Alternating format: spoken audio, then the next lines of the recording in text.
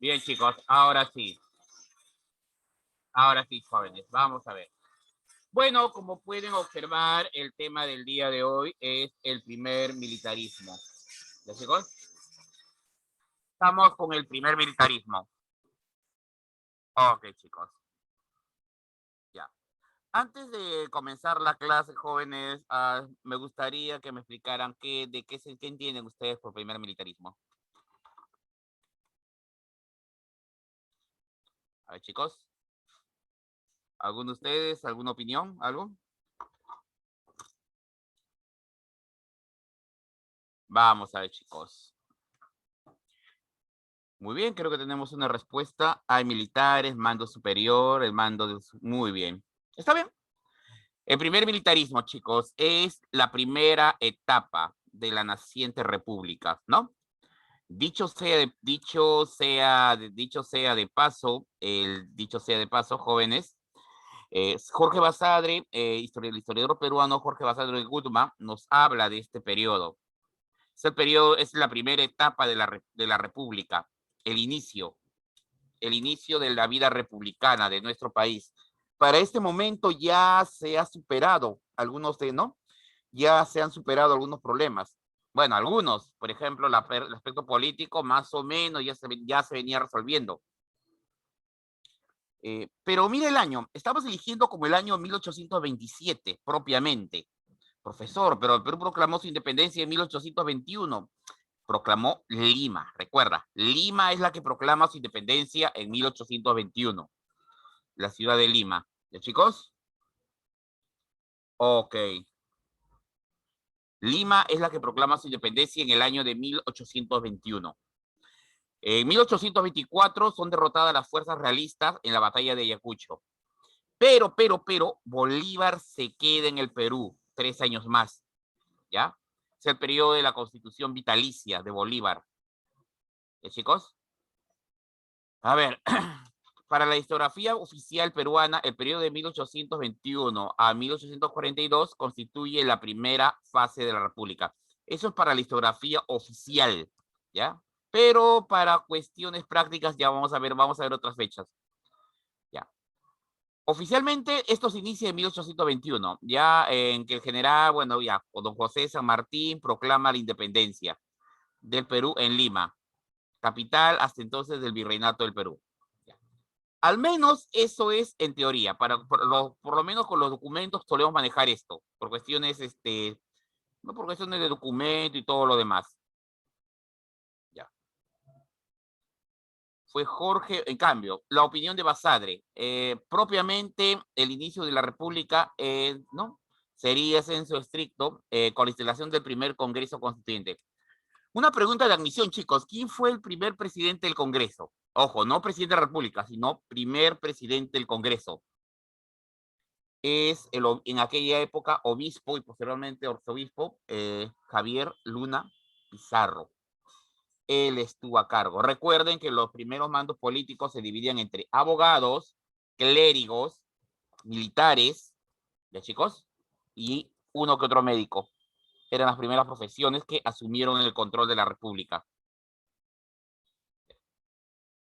Acá tenemos la instalación del primer Congreso Constituyente, ¿no? Este es un cuadro que verás en el Congreso una vez.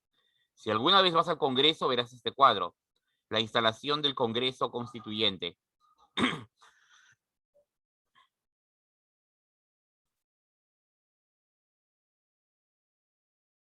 Ya. Vamos a ver a continuación cuál es la situación de la República. ¿Cuál es la situación del naciente Estado peruano? Chicos, vamos a ver cuál es la situación. Primero vamos a ver el aspecto territorial, el territorio. Bueno, el problema, a ver, chicos, estamos 1827, año 1827. Hace poco acabamos de deshacernos de Bolívar. Ya Bolívar se fue del Perú. Ya se fue. Santa Cruz se quedó a cargo. Luego convocará, inmediatamente llama el Congreso, se elige al primer presidente. Ahora, problema número 1. Las fronteras. ¿Qué territorio tenemos a cargo? Hay que definir nuestras fronteras, ¿no? nos sentamos a la mesa. A ver qué territorio tenemos. Bueno, para definir lo que es el territorio nacional, para definir lo que es el territorio peruano, se requiere,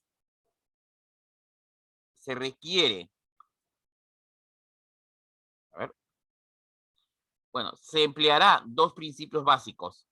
Y esos dos principios tú lo conoces. Los principios de uti possidetis, ¿ya? El principio de uti possidetis y el principio de libre determinación. Ok, chicos, ¿ya? Acá tenemos el mapa del Perú, aunque estoy utilizando, aunque este mapa es de 1877, chicos, es de 1870, ¿no? Un par de años antes de la Guerra del Pacífico. Esta será más o menos lo que es nuestro territorio. Es un mapa del siglo XIX. ¿Ya? Bien, vamos a explicar cada uno de estos detalles. Primero, explicaremos el principio de uti possidetis. Ya. Punto número 1. Aquí se parte de la siguiente idea. Las naciones que acaban de independizarse van a heredar los territorios coloniales. Uti possidetis significa posee lo que has poseído. Es decir, vamos a aplicar las fronteras que heredamos del periodo colonial. Y para ello vamos a tomar como referencia las fronteras de 1810, la época en que gobernaba el virrey Abascal. Vamos a tomar como referencias esas fronteras. ¿Chicos? A ver, entonces, este es el mapa del Perú colonial de 1810, ¿ya chicos? Este es el mapa colonial de 1810. Nótese que, a ver, vamos a ampliar el mapa. A ver, vamos a ampliarlo un poquito. Acá está. Nótese, jóvenes, que éramos dueños de, por ejemplo, el Golfo de Guayaquil. Era propiedad, parte integrante del virreinato. Éramos dueños de lo que hoy en día es la Amazonía de Ecuador. Éramos dueños de esos territorios, ya que Ecuador quedaba enclavado, ya que la audiencia de Quito, hoy en día Ecuador, quedaba enclavado en lo que es la zona andina de ese país. Muy bien. Al sur teníamos llegábamos hasta lo que es el río Loa, hoy en día Tarapacá. Y bueno,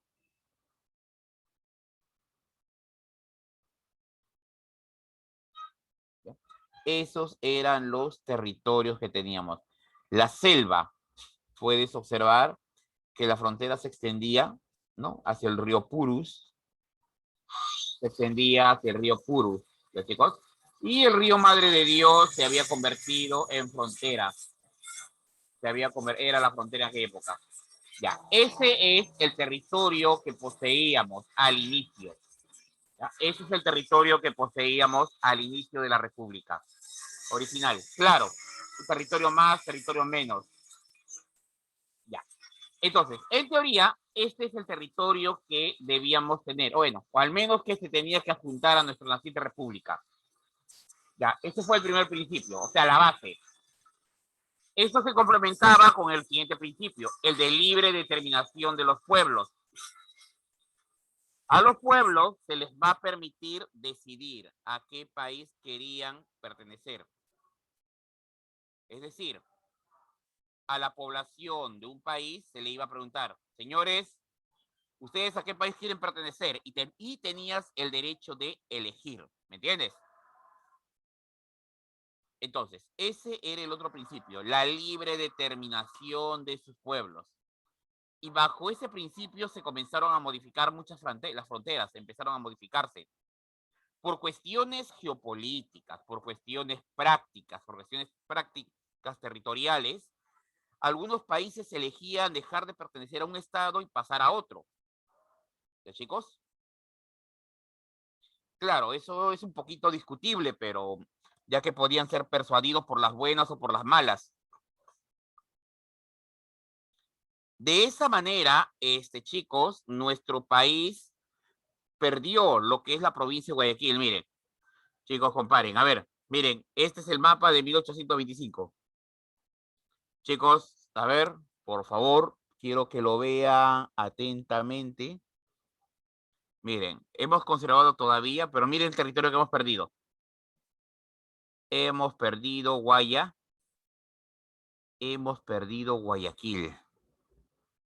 Hemos perdido el control de Guayaquil. Ya no tenemos ese puerto que antaño era peruano. Pero en compensación obtuvimos la provincia de Jaén de Bracamoros en 1800, ¿no? Chicos, la provincia de Jaén de Bracamoros, que para el año de 1810 era parte del territorio de Nueva Granada, sus pobladores votaron y pidieron ser anexados a la naciente República Peruana y separarse de la Gran Colombia. Ya, este es el escudo de la ciudad de Jaén de Bracamoros. Este es su escudo. ¿Ya? A ver, volvamos nuevamente. A ver, chicos, volvamos. Seguimos ahí, ¿no? A ver. Acá está, chicos, miren. Esto que es Jaén, que antaño le pertenecía a Nueva Granada, su población había pasado. Prácticamente había sido como una especie de trueque de territorio. Ya, ustedes se quedan con Guayaquil, nosotros con Jaén. Había sido un trueque en la práctica, para cuestiones prácticas si deseas verlo así. Pero ojo, esos son los principios. Entonces, ya.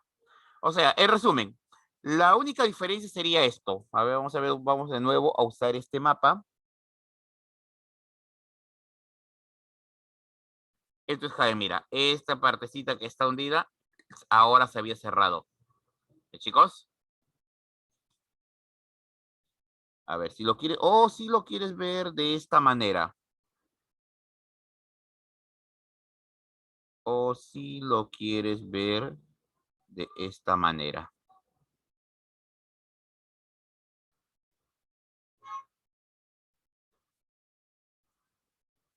Ya, a ver, vamos a ampliar. Ya está. Esta línea negra que acabo de hacer es lo que se pierde aquí, Guayaquil, y eso es lo que se gana. Ya, digamos. Ya. Entonces, ese es el primer problema que se tiene que resolver, la cuestión territorial. Segundo punto, y esto ha sido pregunta de examen de admisión, límites. A ver, acá aquí solemos agarrar a los chicos con estas preguntas. Chicos, ¿con cuántos países limitábamos? ¿Ya? Ah, sí, así es. Hoy en día es Chile. Chicos, la siguiente pregunta, ¿con cuántos países limitábamos? La respuesta es con 3. Por el norte limitábamos con la Gran Colombia. Por el sur con Bolivia y por el este con el Imperio del Brasil. ¿Ya? Solo 3 países limitados. ¿Actualmente con cuántos países limitamos? Actualmente. 4 o 5. A ver, ¿qué responden? A ver, cultura general. 5, profe. 5, muy bien, con 5 países. Han aumentado Ecuador y Chile. Ecuador, desde que se disolvió la Gran Colombia, eso lo vamos a ver hoy día, para el Tratado Pando Noboa. Y Chile, después del Tratado de Ancón, al finalizar la Guerra del Pacífico. ¿Sí, chicos? Ok. Bien. Ok, vamos a leer este texto, chicos. Los primeros 18 años de la vida republicana, el llamado primer militarismo, son los años que marcan el inicio de una de las épocas más convulsionadas de nuestra historia. Chicos? Jorge Basadre dijo que esta etapa es la que va a definir las características básicas de nuestro país. Fue justamente en este periodo donde se va a definir nuestras características, el tipo de Estado que queremos. Una pregunta, el pensamiento peruano, ¿es homogéneo o contradictorio? ¿Tú qué dices? Nuestra forma, nuestro pensamiento, ¿es homogéneo o contradictorio? En realidad, mi estimado, somos muy Contradictorio, contradictorios. profe. Somos demasiado contradictorios. Y esos chicos ustedes se van a dar cuenta poco a poco. En los partidos políticos que hay bastantes. Ujú. Bien, vamos a ver. Creo que ya entienden ahora por qué San Martín quería ponernos un rey, ¿no? Se entiende por qué San Martín nos quiso poner un rey, porque sabía Sí, que profesor. esto iba a pasar. Una última explicación para cerrar el punto de la monarquía. Una monarquía, a ver chicos, ¿cuál es la diferencia entre el poder real y el poder republicano, entre el poder de un rey y el poder de un presidente? ¿Cuál es la diferencia? La diferencia, para cuestiones prácticas, te lo voy a poner. Esto lo escuché de unos historiadores, que una discusión hicieron hace unos años, pero básicamente se define así. Un rey, en la figura del en la figura del rey, el poder está presente, es omnipresente, es palpable, puedes tocarlo. En la figura de un presidente, el poder es etéreo. ¿Me entiendes? La del rey es algo físico. Tú sabes que el tipo está ahí. La del presidente hoy está por un periodo, luego desaparece y luego otro asume. La figura queda ahí, es etérea. Cualquiera puede serlo. Al primero, si somos hábiles, lo podemos, ¿no? Podemos en última instancia relegar el poder a él y quitárselo y luego pasar a un parlamento. En cambio, en el otro, dado las características propias de América, el poder se vuelve total, autoritario. El emperador Maximiliano de Habsburgo, en una conversación que tuvo con el general Díaz, le dijo algo, lo definió de esta manera. Un monarca está relacionado directamente con su país. Un presidente está relacionado directamente con su partido. Creo que con eso se define todo, ¿no? Creo que si ya ahí más o menos lo entiendes. Muy bien. Ahora, chicos, esas son las diferencias. Pero bueno, ya estamos en la República. Estamos en la República. Ah, sí, vino el rey de España a la proclamación de Castilla. Tú sabes que ahorita en Europa están que se ríen de lo de la proclamación. Si entra a cualquier canal europeo están que se ríen. Y ojo, no, y no se están riéndose del rey, se están riendo de nosotros por algo muy gracioso y verdad, y recién acá, no sé si se han dado cuenta. Chicos, ¿es rey de qué país? ¿Felipe VI es rey de qué país? ¿Cuál es su título? No, ese no es su título. Él es rey de Castilla. Él es rey de Castilla, Aragón y todo, ¿no? Su título es Reino de Castilla. ¿Cuál es el apellido del presidente?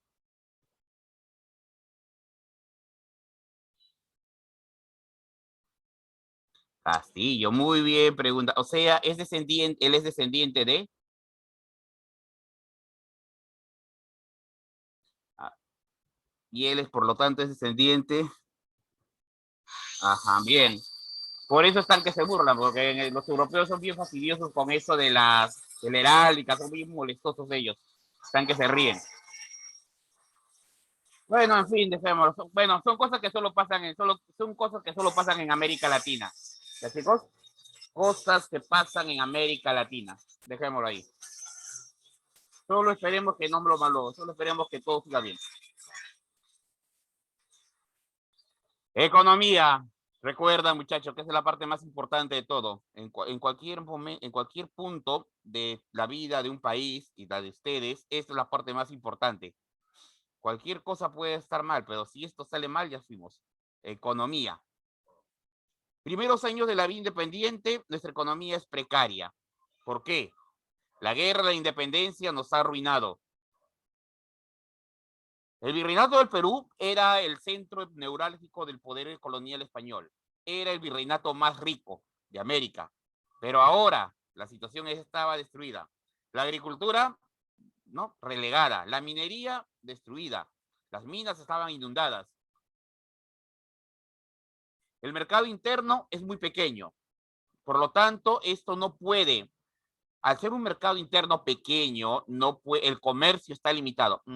Antes que nada, ¿entienden el concepto de lo que es mercado interno, no, chicos? ¿Saben lo que es? A ver, expliquemos el concepto de mercado interno para que entiendan cómo funciona la economía de un país. Exacto, el mercado interno somos nosotros. El mercado interno somos nosotros, ¿ya? Si a nosotros, como individuos, económicamente comenzamos a tener recursos, podemos comprar más cosas y somos el mercado interno. Por lo tanto, al tener mayor poder adquisitivo, podemos seguir comprando más. ¿Entiendes? Así es el mercado interno. Problema, el mercado interno del Perú a inicio de la República era muy pequeño. ¿Por qué? Y eso ya viene a causas sociales. Teníamos problemas. Número uno, la guerra trajo ruina y desempleo. Número dos, habían esclavos, aunque en menor número, no reciben sueldo. Habían indios yanaconas, sirvientes, que no se les paga con dinero, se les paga prestándole una tierra para que cultiven. Número tres, los indios de cédula, los antiguos, ¿no? Indios libres, vivían en comunidades y su economía era autosuficiente. Es decir, la base del mercado estaba muy reducida. A eso agrégale que ese poco mercado que quedaba estaba empobrecido por la guerra. ¿Ya? La inversión de capitales extranjeros es muy limitada. La inestabilidad política nos convertía en un país poco atractivo. ¿Ya? Incluso para el más temerario de los inversionistas, nuestro país era terrible. Estaba en ese momento terrible. ¿Ya? Pocas veces, chicos, nuestro país ha estado así. Pocas veces. 2, 3 veces en su historia. Ahora. Ya. Entonces, chicos, ya tenemos esto. La inversión de capitales, todo está mal. Estamos empezando con el pie izquierdo. Ahora, los ingresos del Estado. ¿De dónde el Estado obtenía ingresos económicos? Dos fuentes básicas. El tributo indígena y a través de las aduanas. Las aduanas son los productos que entran del exterior o cobro de impuesto. Problema. Como les dije al inicio, nuestro país, la inestabilidad política impide la inversión o la llegada de capitales extranjeros. Puede leerse la llegada de capitales extranjeros también a través de mercancías. Y el problema es que no llegan. El país está tan destrozado que nadie quiere venir. Así que el ingreso por la aduana va bajando. Se puede cobrar a los mercaderes internos, pero el comercio ha decaído. La otra fuente de ingresos es el tributo indígena. El tributo indígena que que San Martín lo había abolido, pero que Bolívar lo restableció, que Bolívar lo restablece. El chico, mira, San Martín va a abolir el tributo indígena y Bolívar lo va a restablecer. Esa es una de las razones por la cual muchos indígenas se vuelcan al bando realista. Va a generar un problema. Los indios no tienen muchos ingresos y aún así están obligados a cubrir al Estado peruano.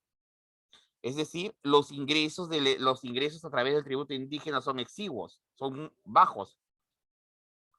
Para que entiendas lo que tampoco era lo que se podía recaudar entre los indios.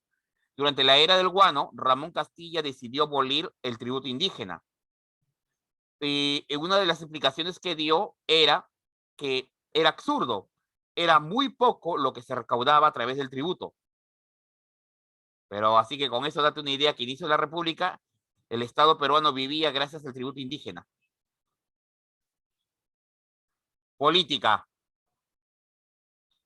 Bien, ya hemos visto dos problemas. El territorial, las fronteras y la económica, que es un desastre.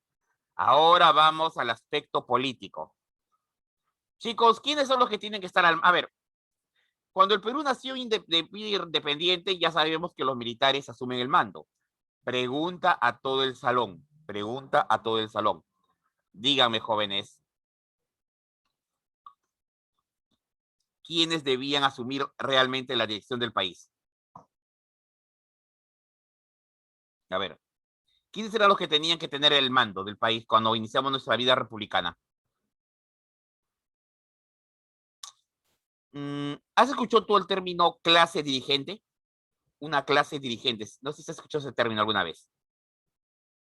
La clase dirigente, el país nació con una clase dirigente limitada o su clase dirigente había desaparecido. Ya. En sociales, en sociología, en política, en historia, se utiliza el término la clase dirigente. Ya, estamos entrando a un terreno que no sé si les va a agradar, pero sucede que existe ese término, la clase dirigente. La clase dirigente, por muy horrendo que nos suene a muchos, se supone que es la élite, se supone que se supone que son los sectores adinerados, que ellos vienen a ser la parte dirigente, o al menos los que van a estar ahí como base para mantener el timón del país. ¿Qué requisitos tenía que tener la clase dirigente? Gente con estudios y con fortuna y experiencia en la burocracia. 3 requisitos. Tener estudios, ¿ya? Estudios superiores. Número 1. Profe, fui a la universidad, no es suficiente, más nivel. Pero tienes una buena base. Tener fortuna, es decir, tener ingresos que le permitan postular política y no decaer en el proceso. ¿Ya, chicos? Y sobre todo experiencia, haber trabajado en la burocracia pública, es decir, un sector que está preparado para dirigir o en su defecto, ¿no? Tener experiencia tanto en el ámbito privado como estatal. Es decir, he dirigido una empresa gigantesca y también dirijo parte de la maquinaria estatal. O sea, esa es la que se llamaban clase dirigente. Y se presenta en todos los países. No sé si ustedes se han percatado, pero siempre los mismos, en casi todos los países son los mismos nombres, se repiten los mismos nombres. Ponte a estudiar la vida política de cada país y siempre se repiten los mismos nombres. Es casi como un grupo que está enquistado en el poder político y no sale. Ojo, se da en el Perú, se da en Argentina, se da en Chile, se da en el propio Estados Unidos. Un ejemplo nomás para que entiendas Estados Unidos. Bush, ¿te suena ese apellido? Bush, Kennedy, ¿te suenan esos apellidos? A ver, ¿les suenan esos apellidos? Bush, Kennedy, ¿les suenan? ¿Sí, no? Bush, padre, hijo, y no, gobernaban. Y los abuelo y bisabuelo, gobernadores. Kennedy, gobernadores y presidentes y senadores y ministros. ¿Te das cuenta? Son familias que sus vidas han estado ligadas al gobierno, a la dirección. En el Perú va a pasar lo mismo.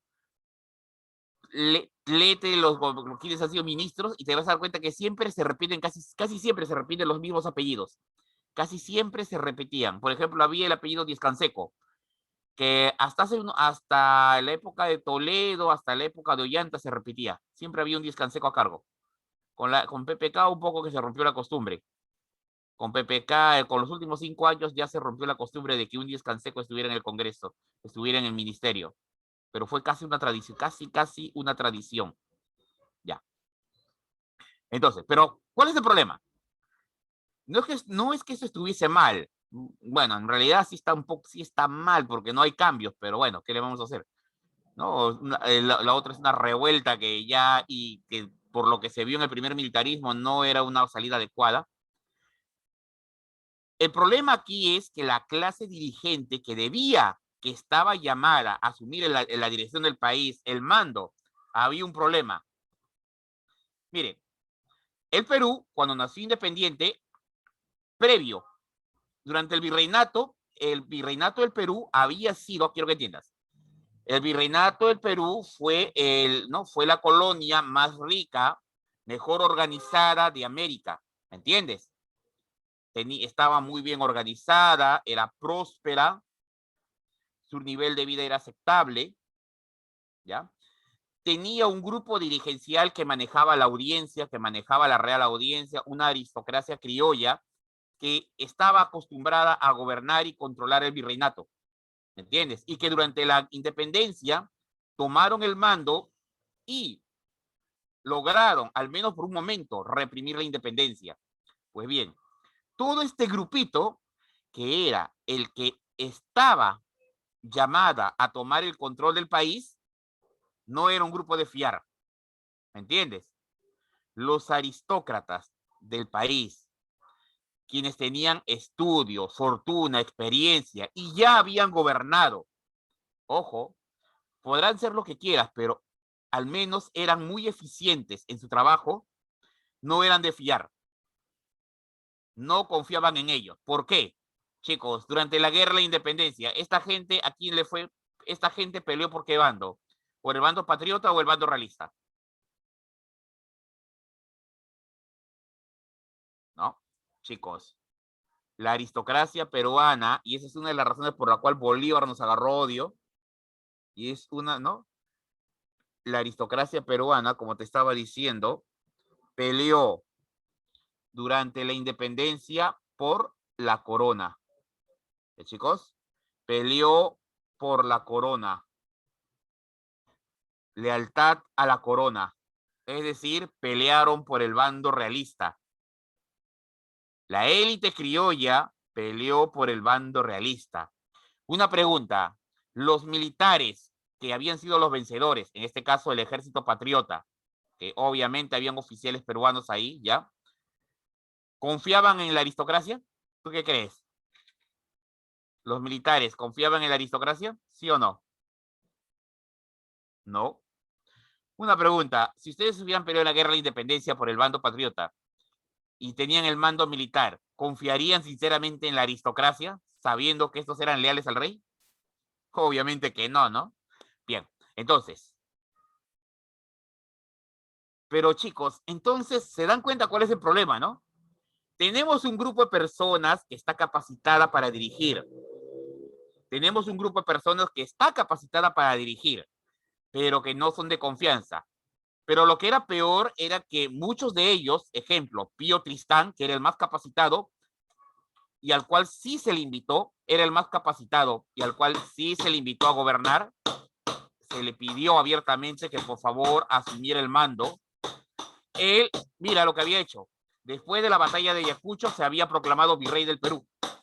Él era arequipeño y se proclamó virrey del Perú. O sea, con eso te digo, su lealtad estaba en España. Y a pesar de eso, se le pidió, por favor, hermano, hazte cargo. Tú estás más capacitado. Su respuesta fue no. Se retiró a su hacienda en Arequipa y ahí se encerró. No quiso salir por los siguientes 15 años. Por los siguientes 10 años, 12 años, se negó a salir. Se retiró a vivir a su hacienda.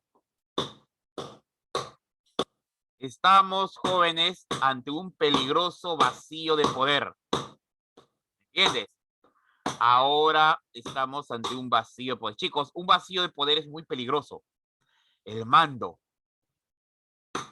Esa era justamente la razón que eso era lo que San Martín quería evitar, el vacío de poder. Y ese es el problema. Acá en el Perú, uno de los problemas es que todos quieren estar al mando. Te doy un dato. Todos los políticos de nuestro país sueñan con algún día ser el presidente, por las buenas o por las malas.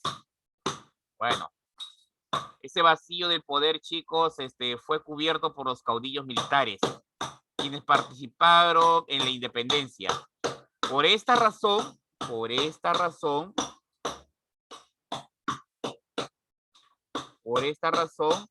vamos a hablar de un militarismo de victoria. El primer militarismo es un militarismo de victoria. ¿Ya, chicos?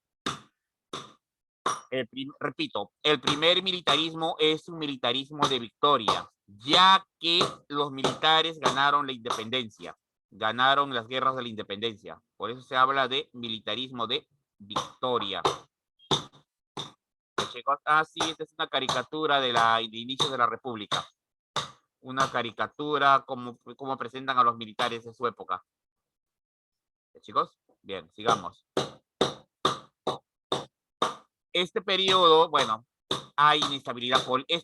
Esto va a provocar la inestabilidad política, guerras civiles, golpes de Estado, ¿ya? Lo van a protagonizar los militares de la época. ¿Ya, chicos? Ahora, pero lo que es peor es que muchos, a ver, comerciantes, artesanos, mineros, terratenientes, cada grupo va a tener su oficial al mando, su, digamos, su caudillo en particular. Un detalle más que estaba olvidando aquí. Los miembros del primer militarismo se hacían llamar a sí mismos los ayacuchanos, porque ellos habían peleado en la batalla de Ayacucho. Ese era el nombre que se daban a sí mismos, los ayacuchanos. Entonces, chicos, la parte política te das cuenta que empezamos mal. Ya empezamos mal. Guerras, enfrentamientos y todo lo demás que se vivió. ¿Ya, chicos? La guerra civil, el golpe de Estado, era el pan de cada día. Pero descuida, eso no era solo en el Perú. En casi toda América se vio eso. En casi toda América se vio eso. Fue el pan de cada día. Tal era la constante golpe de Estado que el escritor Rubén Darío una vez dijo lo siguiente cuando se produjo un golpe de Estado: hemos vuelto a la normalidad. Lo normal era el golpe, era la dictadura militar. Eso era lo normal. ¿Me entiendes? Ya. Pero ese no era el único problema. El otro problema, mi estimado, era el siglo de debates políticos doctrinarios. Estamos ahora ante el segundo debate doctrinario. ¿Ya, chicos? Liberales contra conservadores. ¿Qué te parece? Bueno, siempre se utiliza, por si acaso, chicos, un dato curioso. Siempre se utiliza el color rojo para el grupo de los liberales, que por lo general es la izquierda. No es casualidad que los haya puesto a la izquierda de la pantalla. Y los conservadores siempre se utiliza o bien el color blanco, si son los ultraconservadores, aunque también se utiliza el color negro, porque bueno, voy a usar un término medio, el azul o un violeta para ellos, los conservadores o autoritarios. A ver, mi estimado, estamos ante conservadores y liberales, el versus, la izquierda contra la derecha. El problema, chicos, a ver, quiero que entiendan esto. Lo que en la época de tu abuelo era izquierda, hoy en día es derecha. ¿Me entiendes? Lo que en la época de tu abuelo era izquierda, ahora tú lo llamarías derecha o conservador. A ver, vamos a ver, un ejemplo, que entiendan un ejemplo. Mire, en Historia Universal, cuando lleguen al tema de la Revolución Francesa, van a ver ese detalle. Durante la Asamblea Constituyente,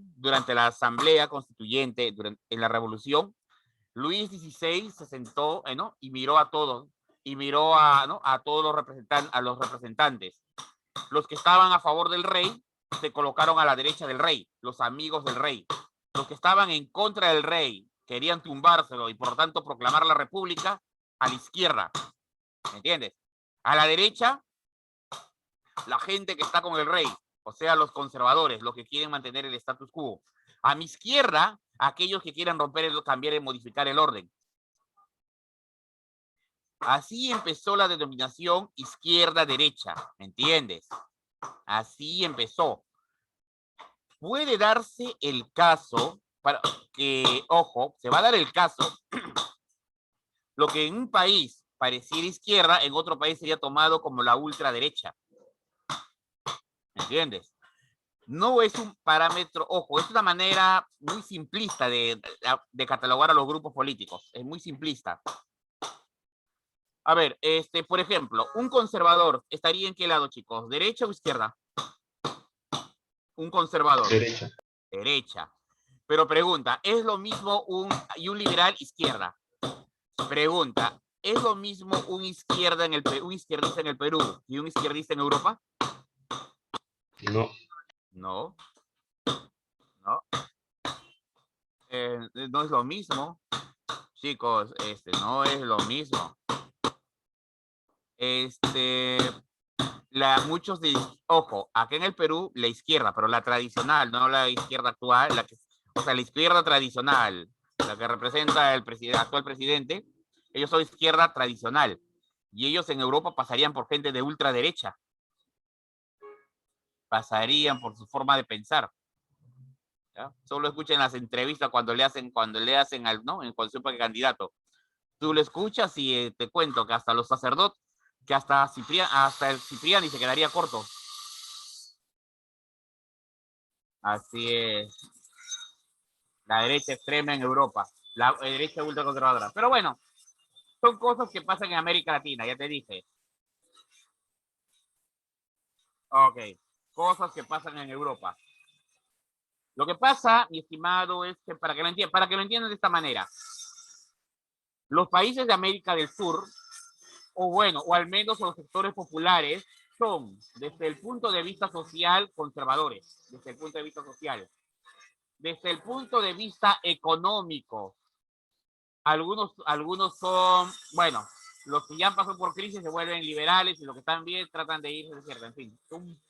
No es extremo, acá somos una variante, variopintos, somos variopintos. ¿Ya, chicos? Continuemos.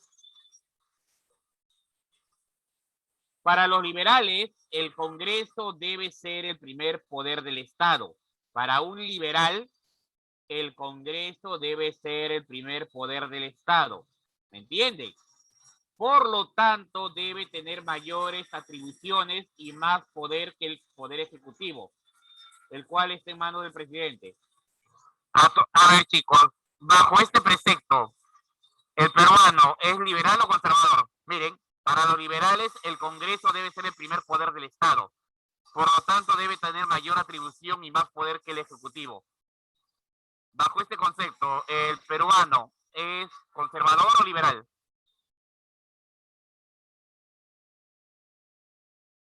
Somos conservadores. ¿Te acuerdas del Congreso pasado? Cómo la gente quería... Chicos, por favor, si fuéramos liberales, no hubieran disuelto el Congreso. Para empezar, solo para empezar no lo hubieran disuelto. Somos muy conservadores. ¿Me entienden? Exacto, no lo hubiéramos disuelto. El peruano es bien conservador. El presidente es quien tiene el mando. ¿Ya, chicos? El presidente es quien tiene el mando. Y nadie lo discute. La figura presidencial. ¿Ya? Chicos, no existe, quiero que entiendan, en política no existe por las buenas, no existen buenos ni malos, solo intereses. Quiero que entiendan esto. Muchos de ustedes ya son mayores de edad. Tienen que entender, no hay buenos ni malos. Simplemente hay intereses. La prensa te puede crear que sean malos, pero bueno, ya. Y eso es lo que va a pasar aquí. Los liberales exigen que el poder se centre en la figura del Congreso. Los conservadores dicen no, el poder debe centrarse en la figura del presidente. A ver. Para los conservadores, el pensamiento liberal está equivocado. El presidente debe ser quien tiene más poder que el Congreso. Chicos, una pregunta. ¿Quién ganó el debate? Este segundo round del debate. ¿Conservadores o liberales? ¿Quién tiene más poder en el Perú? ¿El presidente o el Congreso? El Congreso. Chicos, les repito. El presidente. El presidente. El presidente tiene más poder que el Congreso. Ojo, en realidad, en toda América, el presidente tiene más poder. Eso incluye en Estados Unidos. En Europa, es el Congreso o el Parlamento que tiene el poder. Pero en América, incluido Estados Unidos y Brasil, la figura presidencial es fuerte. Lo que pasa es que, miren, quiero que entiendan esto. Todo parte desde la independencia de Estados Unidos y la formación de las repúblicas. Queríamos un mando fuerte. ¿Me entienden? Eso es lo que se quería. Se requería un mando fuerte. ¿Ya, chicos? Para responder a la señorita Tueros, la ley es bien clara. Si el presidente convoca una ley y no quiere, y el Congreso no la acepta, el presidente pide moción de confianza. Si el Congreso se la rechaza porque no aprobaron su ley, obviamente se la va a rechazar, el presidente lo volverá a hacer. 2. Si el Congreso se vuelve a negar, el presidente lo disuelve. Eso fue lo que pasó hace 3 años, hace 2 años. Y listo, se acabó el problema.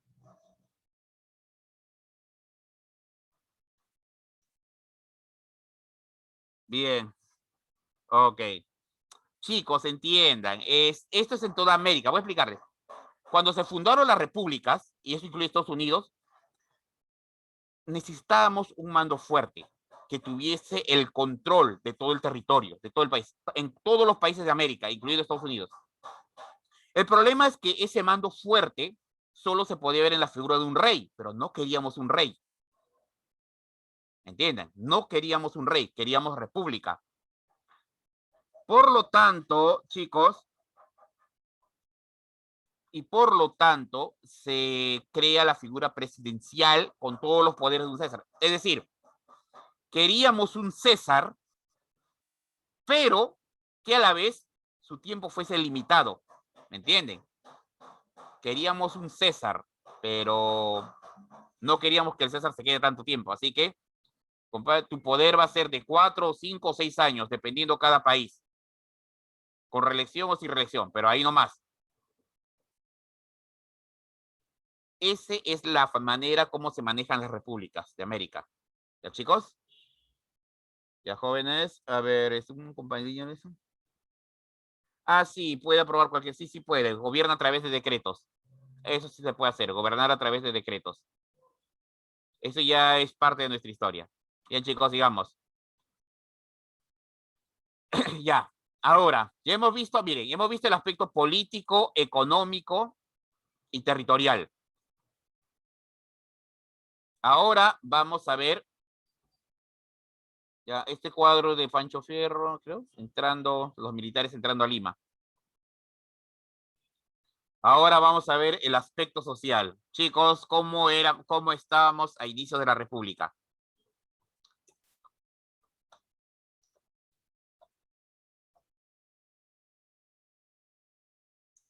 Jóvenes, nuestro país está fragmentado.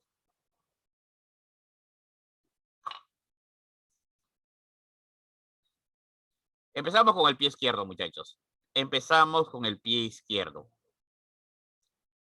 El problema del Perú es que somos un país donde todos van para distintos lados. Hay rivalidades, hay indiferencias al inicio, ¿no? Uno no confiaba en el otro, unos menospreciaban al otro sector, el otro sector quería rebelarse, en fin, todos contra todos. Y esto al inicio fue peor, al inicio era peor. Había muchos grupos que no están articulados entre sí. No había ningún proyecto nacional. ¿Ya? Y había muchas diferencias entre sí. Una pregunta, chicos, ¿qué fue lo único que nos unió de alguna manera? Porque, ojo, al finalizar el siglo XX sí se unieron. Cuando finalizaban el siglo XIX sí se unieron, casi a finales del siglo XIX. Comenzaron a unirse. ¿Qué fue lo único que unió a los peruanos? A ver, ¿quién me dice? ¿Qué crees que fue lo que unió a todos los peruanos al final? Exacto, muy bien, muy bien, muy bien. La guerra. ¿La guerra contra qué país? Algo innato en los peruanos, que hasta el día de hoy lo tenemos. Exacto. ¿Cómo se llama? Manuel González Prada, en uno de sus panegíricos, en uno de sus escritos diría lo siguiente: Chile nos hizo un favor al invadirnos, nos hizo un gran favor. Hizo algo que nadie había logrado, unirnos a todos. No te preocupes, eso es natural, eso es normal, eso siempre pasa. Eso siempre pasa. No existe mayor catalizador, mayor elemento de unidad a los pueblos que la guerra. Y tiene sentido, el canciller alemán Otto von Bismarck diría una vez lo siguiente, preguntando: ¿Cuál era el sentimiento más fuerte? Muchos decían el amor y él dijo, no, el odio. El odio es el sentimiento más fuerte. El odio a otro sector. El odio une a los pueblos en contra de otro. Y vaya que tuvo razón. Solo pregúntenle a los alemanes, Primera y Segunda Guerra Mundial. Y pregúntenle a las demás naciones, pregúntenle a todos los pueblos cuando se unieron para enfrentar un enemigo común. Suena horrendo, pero ha pasado. Y lamentablemente eso también nos pasó a nosotros.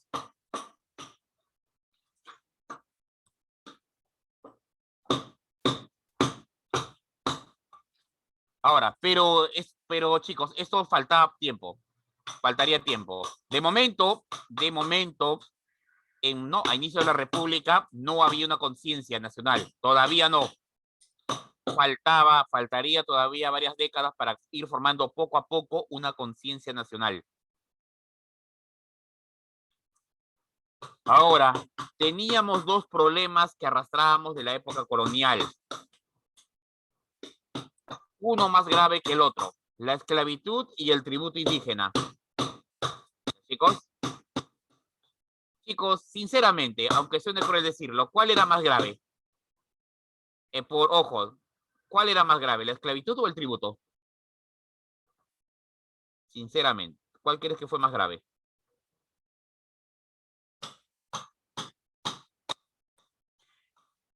El tributo era más grave. La esclavitud es un poco más fácil, un poco más sencilla de resolver. Simplemente un día se eliminara a los esclavistas. Una revuelta de esclavos con apoyo de los liberales y los mismos conservadores que querían industrializar lo hubieran acabado. El problema era la esclavitud. El problema era, el tributo. Chicos, la mayor parte del país era indígena. Más del 70% de la población era indígena. Tú no puedes iniciar un país si más del 50% de tu pueblo no está integrado. No puedes. Es absurdo. Y este fue el gran error del inicio de la República. Los criollos, cuando proclamaron la República, era una república de criollos para criollos. E ignoraban a la población indígena. Ignoraban que los indígenas representaban el 70%. Prácticamente solo era la costa y no miraban a la sierra. Y eso, mi estimado, es un gran error. Chicos, tú no puedes gobernar ignorando al 70-80% del territorio nacional, que era donde vivían los indígenas. Esa es la razón por la cual comenzamos a perder territorios. La aristocracia estaba tan concentrada su poder en Lima que de pronto dejó de vigilar las fronteras. Es una explicación por qué perdemos territorios. No vigilan las fronteras. ¿Por qué? ¿Quién vive en las fronteras? Los indios. Y como no lo consideraban parte, no había esa necesidad.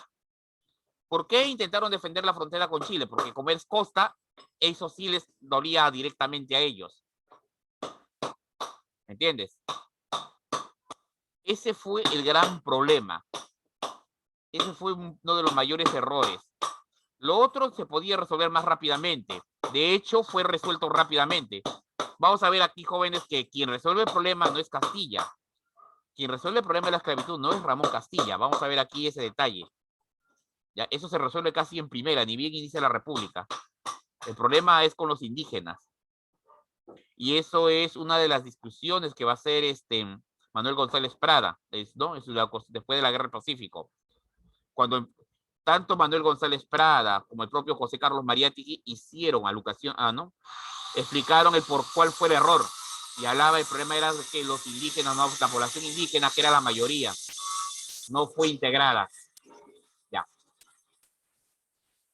A continuación vamos a ver los primeros gobiernos a inicio de la República. Los primeros presidentes que tuvimos.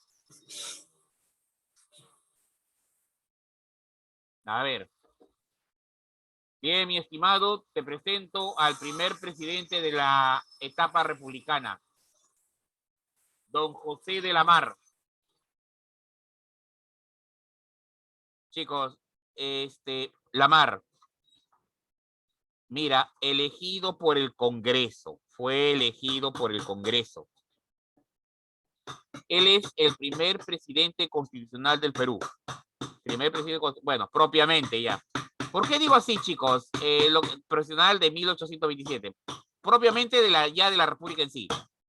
No, lo que pasa es que anteriormente Rivagüero fue por golpe de Estado, el otro fue por reemplazar, en fin, todo un lío. En cambio, con este ya estamos más tranquilos. ¿Qué había pasado, chicos? Te recuerdo, Bolívar se había ido y dejó, como recordando la clase pasada, Bolívar se había ido. A inicio de 1827, Bolívar abandona el Perú. Deja al general Andrés de Santa Cruz a cargo.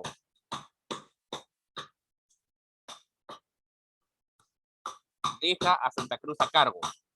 Pero, problema. Santa Cruz convoca al Congreso, Luna Pizarro, con Luna Pizarro al mando. Inmediatamente el Congreso nombra un presidente, a don José de la Mar. ¿Ya, chicos? ¿Por qué nombra a la Mar? Bueno, porque había que evitar que los generales Gutiérrez de la Fuente, el propio Santa Cruz y Gamarra asumieran el mando. Es que estos señores, la Gutiérrez, la Fuente, Santa Cruz y Gamarra, son conservadores y querían el mando absoluto. Y el Congreso obviamente no lo va a permitir. Por eso asume la Mar. La Mar es liberal. José de la Mar encarnó al llamado Ejecutivo Débil, es decir, un gobierno de tendencia liberal, sometido a los designios del Congreso. ¿Te imaginas? Un presidente que está sometido al Congreso. Bien. Problema número 1. Rebelión de los indios piquichanos en Huanta. Así es. A finales de 1827, exigían el estamento republicano el restablecimiento de una serie de beneficios que gozaban durante la República. ¿Ya, chicos? El líder fue Antonio de Navala, un indio de la región de Ayacucho. Para que me entiendan lo grave de la situación. Los indígenas tomaron Huanta, arriaron bandera peruana e izaron bandera español, jurando lealtad a Fernando VII. La población indígena estaba pasándose nuevamente, exigía prácticamente que se restableciera la colonia, prácticamente. Su líder fue Antonio Navala, quien durante la guerra de independencia había llegado al rango de general dentro del ejército realista. Para que entiendas, ¿no? Ese fue uno de los graves problemas de inicio de la República. Lo que pasa, chicos, es lo siguiente. Jóvenes, durante la colonia, ¿el tributo se le cobraba a todos los indios o solo a todos o a unos cuantos o solo a un grupo? Durante el virreinato. A ver, repito, durante el virreinato, ¿todos los indios pagaban tributo o solo unos cuantos? A unos cuantos grupos. La República, en cambio, les cobró a todos. ¿Entiendes? Y eso obviamente enfureció a un sector amplio de la población indígena, quienes se negaron a pagarlo, y empezó la revuelta.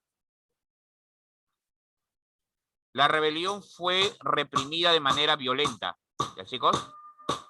La rebelión fue aplastada de manera cruenta. Ya. Ese fue problema número 1. Al año siguiente, 1828, otro problema. Agustín Gamarra, en ese momento prefecto del Cusco, general del ejército del sur, ¿no? Perdón, las tropas del sur.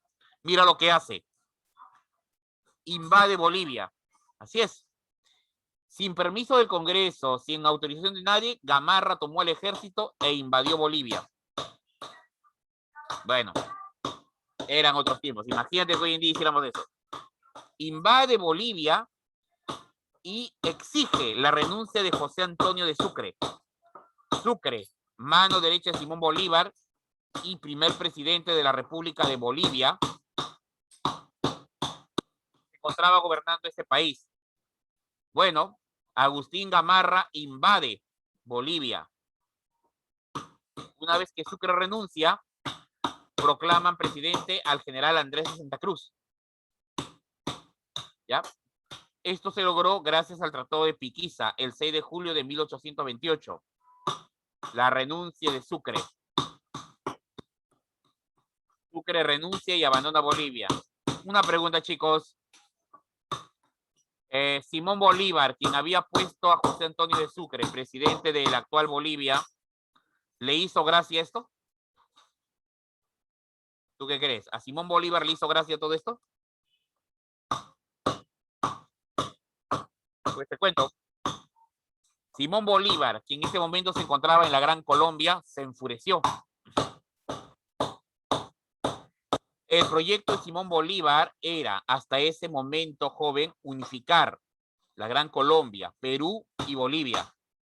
Pero Gamarra había logrado votar a Sucre de Bolivia y ahora Bolívar era gobernada por Santa Cruz, quien ahora era contrario a las ideas de Bolívar.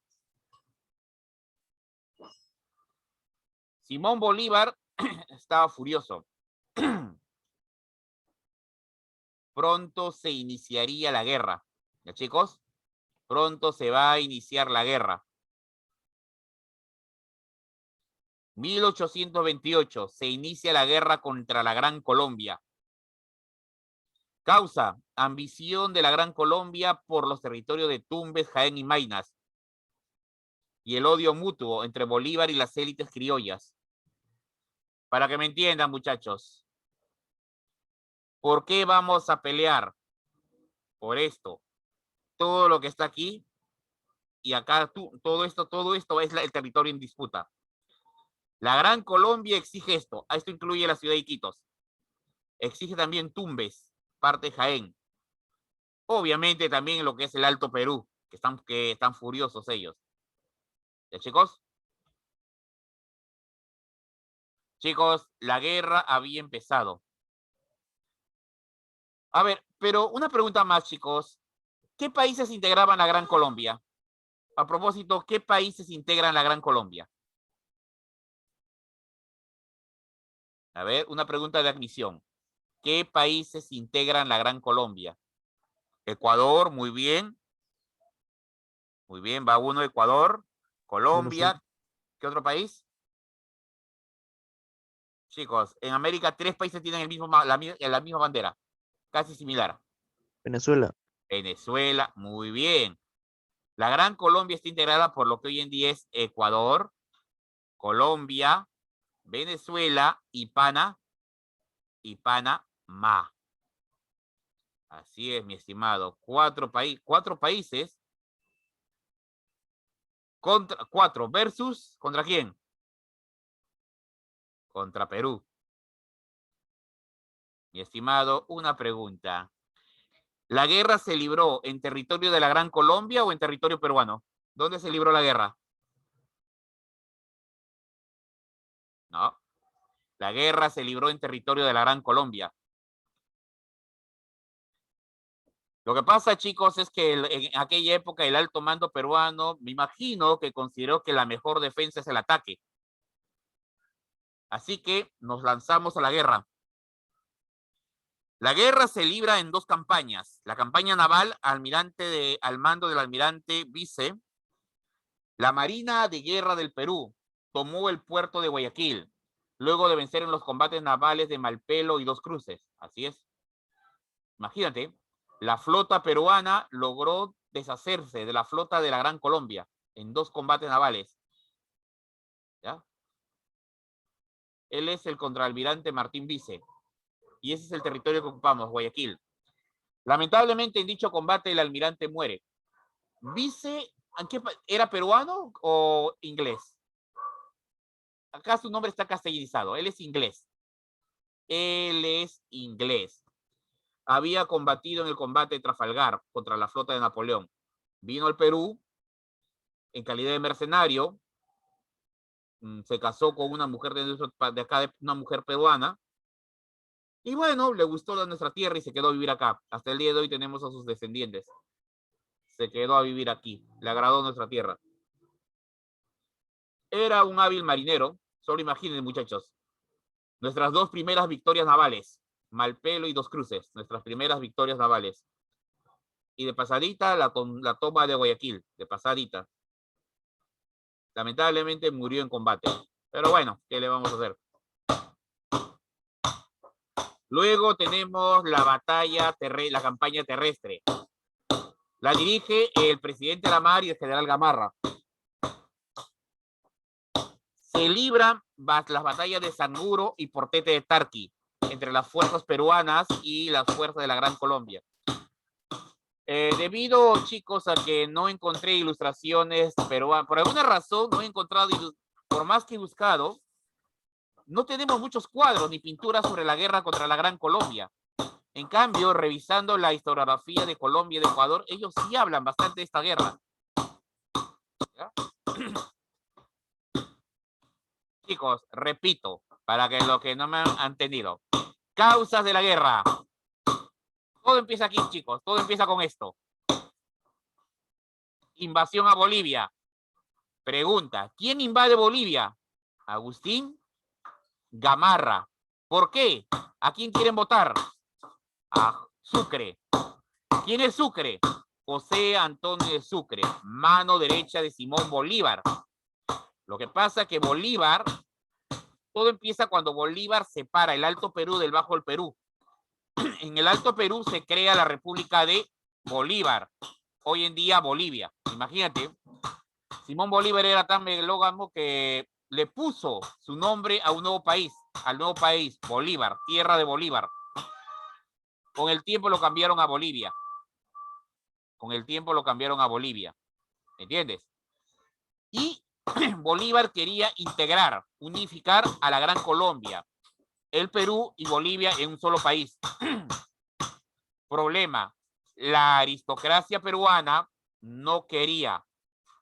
¿Ya, chicos? ¿Ya? Las causas. Ahí empieza la guerra. La ambición de la Gran Colombia, que quiere Tumbes, Jaén y Maynas. Y también el odio mutuo que hay entre Bolívar y las élites criollas peruanas. Digamos que Bolívar nos tenía mucho cariño. Chicos, repito. Sí, un dato curioso. La Paz no es la capital de Bolivia. Es la ciudad más importante, pero no es la capital. ¿Ya? Es Sucre la capital en sí. Sigamos. Ya, entonces ya tenemos las causas de la guerra. La guerra empezó, chicos, mire, como les estaba diciendo. No he encontrado imágenes de la guerra entre Perú y con la Gran Colombia. Lamentablemente, por más que he buscado, no hay muchas pinturas alusivas o imágenes a esta guerra en el lado peruano, pero sí se encuentran bastantes ilustraciones. En la historiografía de Colombia se encuentra bastante, o la de Ecuador. Ahí parece que ellos lo tienen, pareciera que ellos tienen más recuerdo de esta guerra.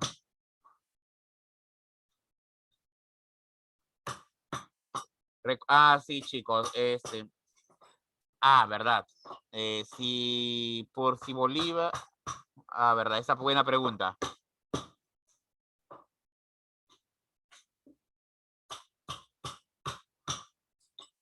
Chicos, el virreinato de Nueva Granada, para explicar la pregunta que hizo, ¿por qué esos territorios? El virreinato de Nueva Granada originalmente tenía el control de Jaén, que ya vieron que era parte de Nueva Granada. Maynas era parte del virreinato de Nueva Granada. ¿Ya? Y Tumbes era parte de la provincia de Guayaquil. Tumbes, de una u otra manera, estaba unificado a Guayaquil. Por esa razón, ellos, según el principio de Utipos-Idetis, ese territorio les correspondía a ellos. Pero nosotros apelamos a 1810, que es cuando Abascal reincorpora varios territorios. Va a reincorporar territorios. O sea, fue todo un lío esta guerra. Sigamos. ¿Ya? Sigamos. ¿Alguien me ha hecho otra pregunta más? Sí. Cuando la Gran Colombia se disolvió, Ecuador mantuvo esos reclamos. Tumbes, Guayaquil y Maynas. Tumbes, Jaén y Maynas. Mantendría ese reclamo. Ahora, de esta guerra se recuerda un dato muy interesante, chicos. Se recuerda a este personaje, José María Camacaro, y a este hombre. A ver, un ratito. A ver. A ver, no colocamos nombre, así que vamos a colocar quién es este señor.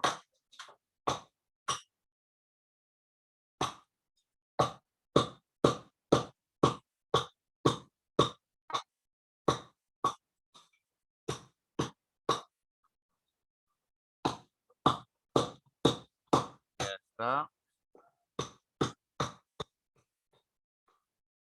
Ya. Él es en esa época coronel Domingo Nieto. Algo curioso ocurrió, una anécdota, esto es una anécdota que ocurrió en la guerra con la Gran Colombia. Luego de la batalla de Portete de Tarqui, miren, lo de Portete de Tarqui, aquí si tú investigas esta batalla, hay algunas versiones, vas a encontrar que hay muchas versiones que hablan que fue una victoria de la Gran Colombia. Otras versiones dicen que en realidad fue un empate técnico entre las fuerzas peruanas y la Gran Colombia. Otros, más atrevidos, declaran que fue una victoria peruana. Una cosa es cierta. Las fuerzas peruanas empezaron a replegarse. Estábamos en territorio de la Gran Colombia. Y las fuerzas peruanas empezaron a retirarse. Se comenzaron a batir en retirada. ¿Me entiendes? Problema. La caballería peruana, una de las tácticas militares es que la caballería debe cubrir a la infantería y a la artillería cuando éstas se retiran. Es decir, nosotros somos la infantería, los soldados de a pie, empezamos a retirarnos del campo de batalla y a replegarnos a nuestra base. Problema, podemos sufrir un ataque de artillería del enemigo. A distancia nos pueden disparar. Así que para evitar eso, la caballería tiene que cubrir el área y evitar que nos ataquen, cubrirnos de cualquier ataque, ¿me entienden? Es una táctica militar de la época. Problema. El problema viene de que la caballería peruana, la de los húsares de Junín, quedó atrapada. ¿Ya? Hizo tan bien su trabajo que de pronto, el ejército de la Gran Colombia simplemente logró aislar a las tropas del coronel Domingo Nieto. Sucede, muchachos, sucede, jóvenes, que Domingo Nieto, el teniente coronel Domingo Nieto, quien estaba al mando del primer escuadrón de húsares de Junín, ya chicos, tanto Orbegoso como Nieto, chicos, estaban atrapados, quedaron, ¿cómo se llama? Acorralados, ¿ya chicos? A ver, aquí entra en escena José María Camacaro, coronel de la Gran Colombia. La situación era la siguiente, las fuerzas peruanas estaban acorraladas, ¿ya? Lo cual significaba dos opciones, o bien las fuerzas peruanas se rendían, o empezaba una pelea donde lo más probable es que todos caigan muertos, pero el problema, las tropas de la Gran Colombia sabían que si eso pasaba, ellos también tendrían bajas, y lo más probable es que sus bajas sean cuantiosas. Así que la situación estaba en un punto muy difícil para ambos bandos. Chicos, así que la solución la encontró José María Camacaro, coronel de la Gran Colombia. Mira lo que hizo. Envió un oficial con bandera de parlamento a donde se encontraban las tropas peruanas. Y mira lo que hizo. Retó a un duelo a caballo y a lanza a cualquier jefe enemigo que se atreviera a aceptar, a fin de que se ahorrasen la sangre de sus regimientos y que él se batiría con cualquiera que le conteste el duelo, y el que ganara se quedara con la victoria. Para que lo entiendas, el coronel colombiano José María Camacaro desafió a duelo. Bueno, en realidad es venezolano, él es venezolano en realidad. Hoy en día sería venezolano. Él desafió a duelo. Dijo, bien señores, vamos a resolver esto como en los viejos tiempos, como caballeros. Un duelo. Yo contra cualquier peruano que se atreva a aceptar mi desafío. El que acepte, ¿no?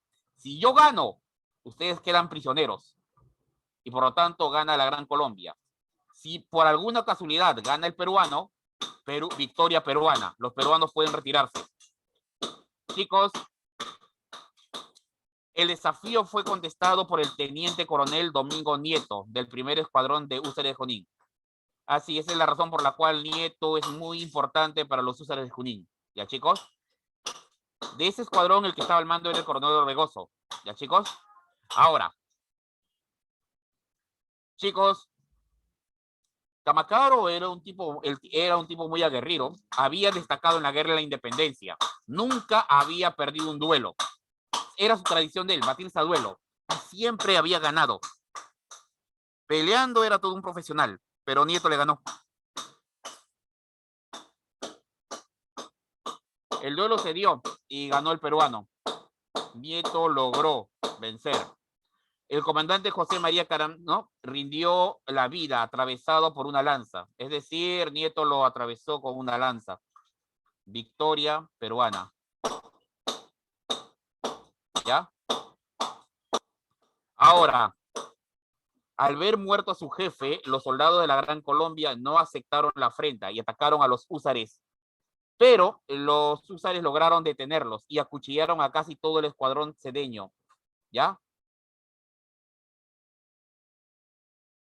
Ya, chicos, imagínate, en realidad el regimiento del cual Camacaro era directamente al mando, se enfureció y se lanzó contra los húsares de Junín. La batalla se decantó, dado que ahora eran en menor número, la batalla se decantó en el bando de los húsares de Junín. Del regimiento, del escuadrón de Cedeño, el del escuadrón de Camacaro, solo sobrevivieron 6 o 7 hombres, lograron sobrevivir. De esa manera, chicos, esto se decanta por la victoria peruana. ¿Ya, chicos? Esto se decanta por la victoria peruana. Para que veas, son anécdotas que tenemos de las guerras. Nuestras anécdotas de guerra. ¿Ya, chicos? Bien. Ok, bien, chicos, ya tenemos nuestras anécdotas. Ante una situación de virtual empate, se decide poner fin a las acciones militares. Y el 28 de febrero de 1829 se firma el Convenio Girón. El Perú evacuaría inmediatamente Guayaquil y Loja y va a reducir sus tropas en la frontera con la Gran Colombia. Chicos, hasta ahí todo bien. No habíamos perdido la guerra, simplemente ya era un virtual empate. Problema, el problema, chicos, es el siguiente. La mar, lo que pasa es que Simón Bolívar anunció a todo el mundo que había ganado la guerra. Imagínate, Bolívar anunció que había ganado la guerra. Había perdido casi todas las batallas, pero dijo, no, yo gané la guerra. La mar se enfureció y planeó reiniciar la guerra. Pero en ese momento Agustín Gamarra da un golpe de estado. Y la mar es destituido. La guerra se traslada a territorio peruano, pero ya entre nosotros. Típica nuestra. En medio de un conflicto nos peleamos entre nosotros. Es algo típico. Pero bueno, entramos al primer gobierno de Agustín Gamarra. ¿Sí, chicos? Primer gobierno de Agustín Gamarra. A ver, un ratito, chicos. Dejamos de compartir. Estaba olvidando. Vamos a ver.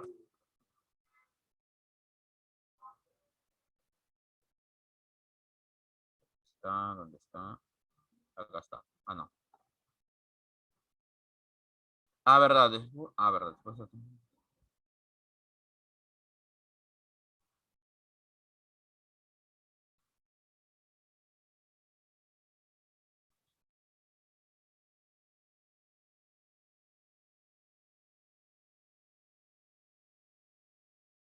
A ver, chicos. Vamos a ver, vamos a ver.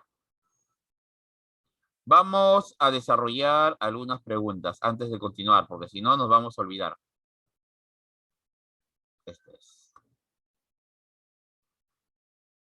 ¿Se puede ver, chicos? Ya. A ver, chicos, la respuesta de la 1, ¿cuál es?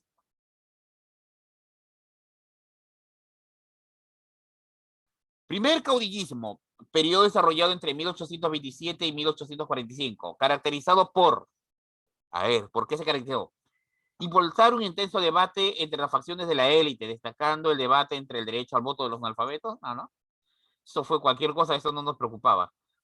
Principal mecanismo para definir la frontera fue el sistema de UTI-Positivity. Bueno, sí, fue uno de los dispositivos. Al igual que Chile, no. Cobra doneos, sí. La respuesta, jóvenes, ¿cuál es? Está al ojo nomás. La D, muy bien. A ver, un ratito. Este es, ¿no? Ah, no, este es.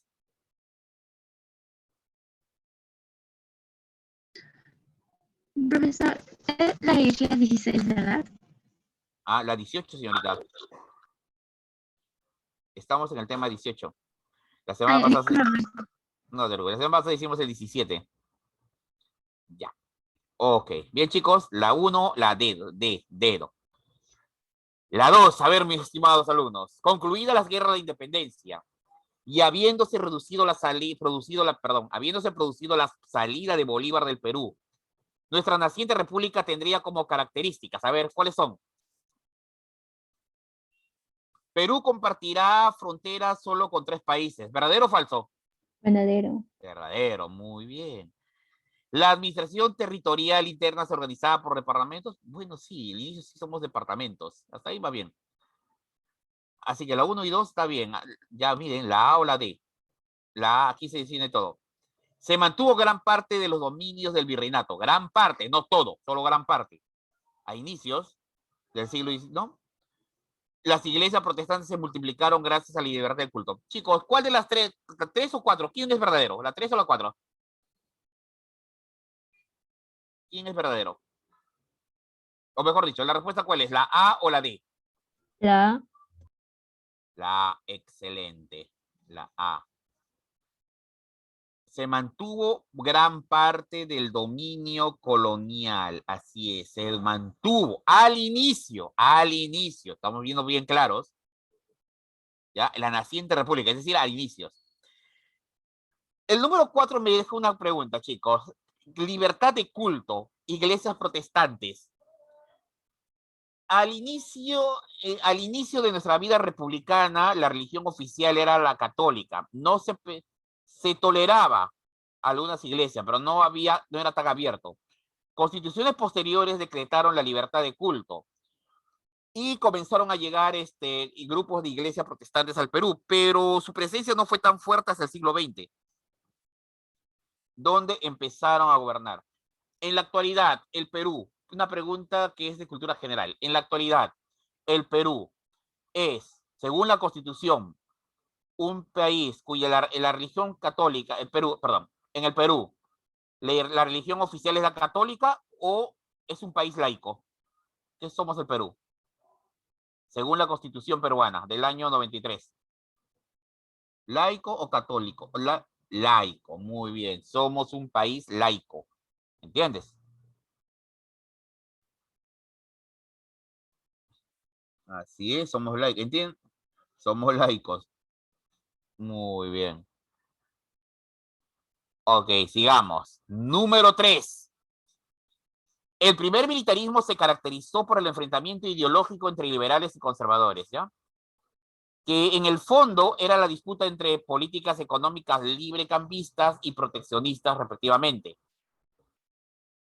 En la primera fase de 1827 y 1845, la política predominante fue conservadora, lo cual se evidenció con qué, chicos. A ver, el respaldo al comercio urbano interregional con los países, el apoyo estatal a la reactivación del sector minero, al respaldo político, ya, el respaldo político a los proyectos de integración territorial de Perú y Bolivia, el apoyo estatal a la reactivación del sector minero agrícola nacional, o el respaldo al comercio urbano con los países del Pacífico Sur. Vamos a ver, chicos. Esto ya, jóvenes, es un aspecto económico. ¿Ya? La política fue predominantemente conservadora. ¿Ya? Somos predominantemente conservadores. Ahora, ¿dónde se evidencia esto, chicos? Se evidencia en la B. Recuerda que en la colonia y estos jóvenes se ve hasta el día de hoy. Esto es hasta el día de hoy. Apoyo estatal al sector minero y a la agricultura nacional. En economía, no sé si se han llevado, ustedes llevan economía, ¿ya llegaron a sector productivo? Si es que llevan sector productivo en economía. Aunque creo que también en geografía llevan este tema, sector productivo. ¿Ya? La base de la economía peruana está en la minería. Eso ya es desde el saque. Desde el inicio ya se vieron que ahí estaba el futuro. 4. Gamarra dio el golpe de estado a la mar. Orbegoso enfrentó a Bermúdez en una guerra civil. Ya vamos a rezar las diapositivas. Salaberry arrebató el poder a Orbegoso. Y Santa Cruz derrotó a Gamarra y fusiló a Salaberry. ¿Ya? Y todo esto en menos de una década. Chicos, ¿cuál sería tu respuesta aquí? Esto evidenció que la República del Perú en sus inicios. La respuesta, por favor. A ver, ¿qué dicen sus compañeros? B. Muy bien. Ok, mi estimado. La inestabilidad política, ¿no? Y que esto fue muy molesto, mi estimado. Nuestro país era inestable. Ya. La situación era, chicos, la situación del Perú era terrible.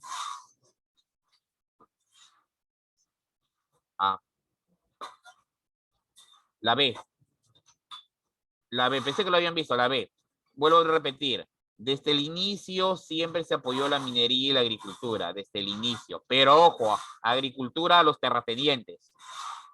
Y eso lo vamos a ver más adelante. Esa pregunta tengo que explicarlo ya más en el contexto de Castilla, que es más en el contexto de Castilla. 5. Ya, ok, chicos, 5. ¿Qué motivó al Congreso peruano a elegir a Lamar como presidente entre todos los caudillos? A ver, chicos, a ver si me entendieron ahí. ¿Qué fue lo que motivó?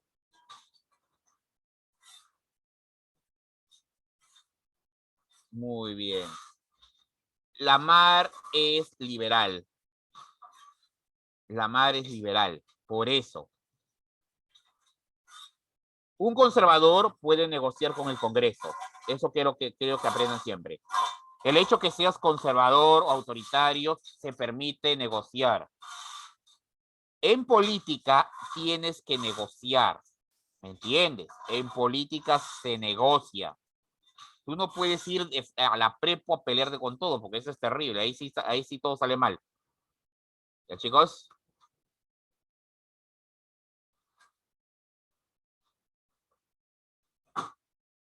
Los conflictos internacionales se produjeron durante el gobierno de Lamar.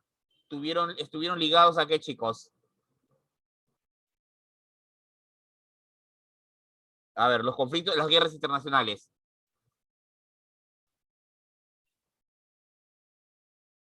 A ver, ¿por qué creen que fueron las dos guerras que tuvimos? ¿Quién? La de... No, hijo, ya me hubiera gustado, chicos, nos hubiera agradado tener una política expansionista, pero nunca la tuvimos. El lío fue por Bolívar. El lío fue por culpa de Simón Bolívar y todo eso. La presión ejercida por Bolivia y la Gran Colombia sobre el Perú. Recuerden que Simón Bolívar estaba al mando de esos territorios. Ya. Bien, vamos a dejarlo en las 6 y vamos a regresar a las diapositivas. Dejamos de compartir y regresamos a la diapositiva. ¿Ya, mi estimado? A ver, vamos a regresar a la diapositiva. Ok, mi estimado. Agustín Gamarra, 1829 y 1833. Una vez en el mando, inmediatamente firma el Tratado Larrea-Gual. ¿Ya, chicos? En este tratado, la Gran Colombia reconoce que el Perú tiene derecho a Tumbes, Jaén y Maynas. ¿Ya, chicos? Recuerda que Jaén se había integrado al Perú por decisión de su propia población. La Gran Colombia en este tratado acepta que esos territorios son parte del Perú. Así inicia su gobierno Agustín Gamarra. ¿Ya? 2 años después, al año siguiente, al año siguiente, en 1830, vino la tragedia. Vino la tragedia para la Gran Colombia, para el norte. Ya, sí. ¿Ya? Y la tragedia es esta, mi estimado. Han nacido, Simón Bolívar no lo pudo impedir, pero su sueño, la Gran Colombia, fue destruido. Nacen 3 países. Venezuela, nace Venezuela, Nueva Granada, o sea, Colombia, y Ecuador. Simón Bolívar estaba furioso, no pudo impedirlo, no pudo impedir la fragmentación. ¿Ya? La Gran Colombia se va a disolver. ¿Ya, chicos? Ese año surge un nuevo país, Ecuador. Ahora que nací Ecuador, los acuerdos del Tratado de la Rea-Gual había que ver con quién lo firmábamos. Pues bien, los acuerdos del tratado, los acuerdos que originalmente habíamos firmado en el Tratado de la Rea-Gual fueron expuestos en la mesa y Ecuador accedió a firmar, firmando así el Tratado Pando Noboa. ¿Ya, chicos? Se firma el Tratado Pando Noboa. Bueno, el problema, chicos, es que Gamarra es conservador, ese es el problema, y el Congreso es liberal. Así que comenzaron a haber revueltas en contra del autoritarismo y conservadurismo de Gamarra. Y esto fue una pregunta de admisión. El principal enemigo de Agustín Gamarra fue este hombre, Francisco de Paula González Vigil. Él es recordado por esta frase: yo debo acusar, yo acuso. Él fue uno de los mayores opositores al gobierno de Agustín Gamarra. ¿Ya, chicos? Uno de los mayores opositores. Bueno. Sí, chicos, no debemos olvidar la esposa de Gamarra, Angélica Francisca de Zubiaga, más conocida como la Mariscala. Así, bueno, se dice que detrás de todo gran hombre hay una gran mujer, y Gamarra no es la excepción. La esposa de Gamarra, mujer de armas tomar, era una mujer aguerrida, una mujer de armas tomar, hábil con la espada, el revólver y el látigo. Ella sí sabía imponer la autoridad. Muchas veces se dice, bueno, Ricardo Palma suele reír, ¿no? En sus tradiciones suele hablar de que cuando Gamarra se iba, la que realmente se quedaba al mando era ella. ¿Los chicos? Bueno, era la esposa, ¿no? Esto hizo que Gamarra se ganara muchas burlas en la época, ¿no? Algo así como molestaban a Ollanta con Nadine, algo así. Pero bueno. Ya, chicos. Obras. Se abrió el comercio marítimo en el puerto de Cerro Azul. Se inauguró la maternidad de Lima. Se creó el departamento de Amazonas. Y él es el primer presidente que termina su mandato. Él es el primer presidente que va a terminar su mandato. ¿Ya, mi estimado? Un dato más, chicos, por si acaso. Quiero que, por si acaso, para que no haya ningún problema a futuro, cuando ustedes vean los demás presidentes, en los demás presidentes va a aparecer dentro de sus obras, inauguró la maternidad de Lima, ¿ya? No te sorprenda, vas a ver, presidente Leguía inaugura maternidad de Lima, presidente Odría inaugura la maternidad de Lima, Belaúnde, maternidad de Lima. Profe, que tantas maternidades, no, es la misma. Lo que pasa es de que, bueno, cada uno fue reinaugurando, fue ampliando el lugar. Entiendo que la ciudad fue creciendo, ¿no? La ciudad fue creciendo poco a poco.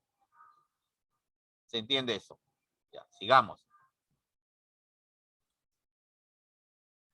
ha terminado el mandato de Gamarra. Primero gobernó un liberal, Gamarra, luego un conservador, Gamarra. Ahora asume Luis José de Orbegoso. Adivina, ¿liberal o conservador? A ver, mi estimado. Primero gobernó un liberal, luego un conservador. Ahora le toca gobernar a un... A ver, liberal. Y muchachos, esa es nuestra historia. El Perú es un péndulo. Hace 5 años ganó PPK, representante del liberalismo total, por favor. Por favor, PPK representaba el neoliberalismo total, la economía total, total liberal, ¿no? Chicos, y ahora tenemos un presidente que es contrario a esas ideas. Bueno, entiendan, es el típico péndulo es el péndulo de la historia peruana. ¿Ya, mi estimado?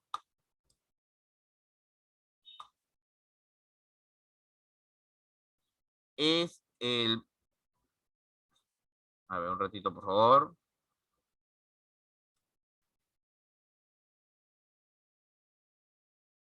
Es... Ya, ahora sí, disculpe. Habías... Ya. Ahora, la política peruana va así, joven. Vamos siempre de liberales a conservadores. Ahorita hemos elegido una política tal. Dentro de 5 años yo te apuesto que todos van a cambiar de opinión. No, no, no vamos al otro bando. 5 años después, no, no, no, al otro bando. No te preocupes. Acostúmbrate, así somos. Vamos de un lado a otro. La Convención Nacional en 1834 ya establece la Constitución, una nueva Constitución, ¿no? La cuarta, para ser más exactos. Y esta Constitución es de carácter liberal. Ahora, mira lo que decreta este hombre.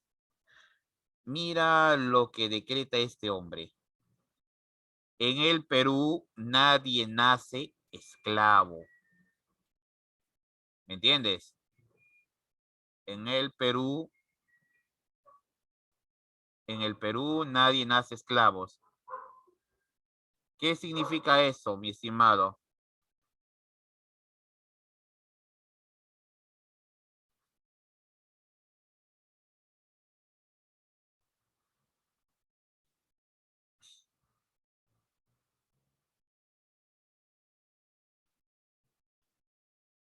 Ya, ok. Ah, sí. Lo que pasa, chicos, es que en nuestro país hemos tenido, para ir contestando uno por uno, compañeros, para ir contestando uno a uno sus compañeros. Número 1, ya habíamos tenido 4 constituciones. La primera constitución, mi estimado, que nunca llegó a entrar en vigencia, esa fue la primera. La segunda que juramentamos, la segunda que nos hizo juramentar Bolívar. La tercera, la vitalicia nuevamente, ¿no? La cuarta, que con la República, y esta sería la cuarta. ¿Me entiendes?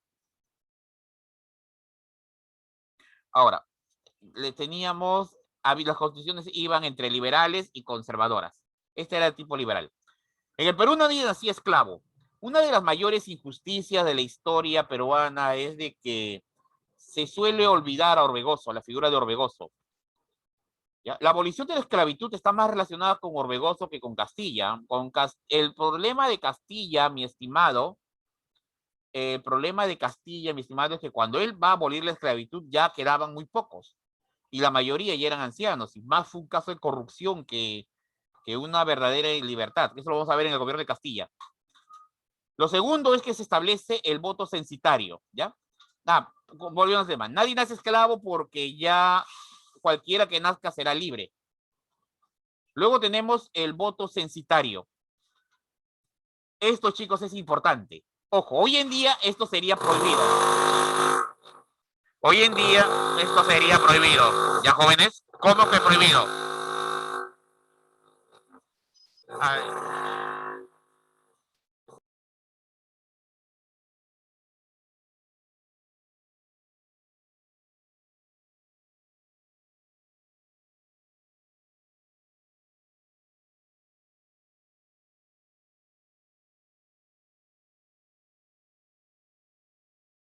Disculpen. Ya, chicos, miren. A ver, la ley, a ver, vamos a ir respondiendo sus preguntas. Creo que por lo de esclavo varios han quedado pendientes. Chicos, la ley de vientres había sido, a ver, vamos a explicar. La ley de vientres fue creada por San Martín. Les recuerdo que Bolívar abolió muchas de las leyes de San Martín. Les recuerdo eso. Pero al final se buscó evitar.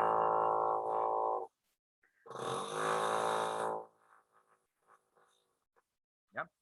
Ahora bien, el detalle, jóvenes, es que con Orbegoso, bueno, con Orbegoso ya se finiquita la idea que no deban haber esclavos en el Perú.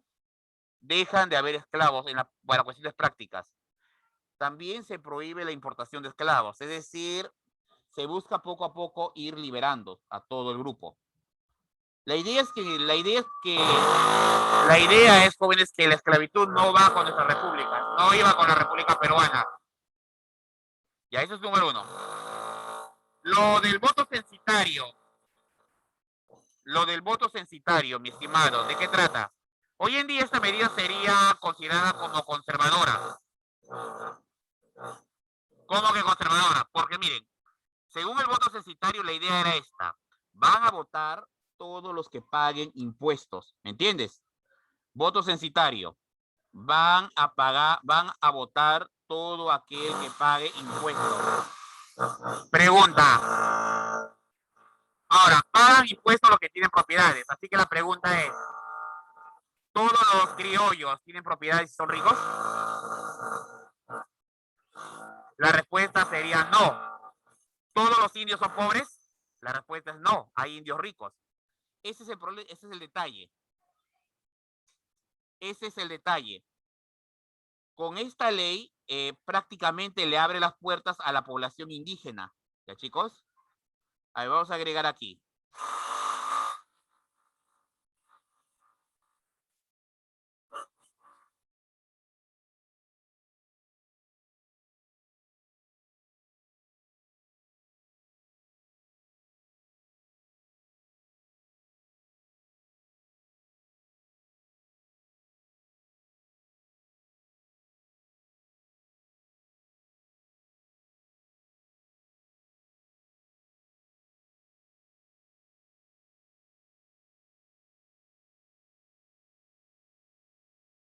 A ver, chicos, vamos a ver. ¿De qué trata el voto censitario? Mira de qué trata. ¿Ya? Esto permitió